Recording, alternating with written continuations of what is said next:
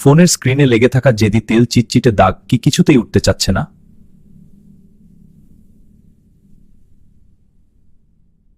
কোনো দামি ক্লিনার লাগবে না, রান্নাঘর থেকে জাস্ট একটা কাঁচা আলু নিয়ে অর্ধেক করে কেটে নিন।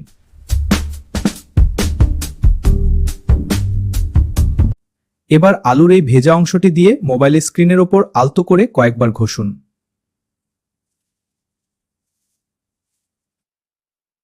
আলুর ভেতরের প্রাকৃতিক স্টার্চ বা শ্বেতসার স্ক্রিনের সব তেল, চর্বি আর জেদি ময়লাকে নিজের দিকে টেনে নেয়। এরপর একটি নরম শুকনো কাপড় দিয়ে আলতো করে মুছে ফেলুন। ব্যাস, কেল্লাফতে।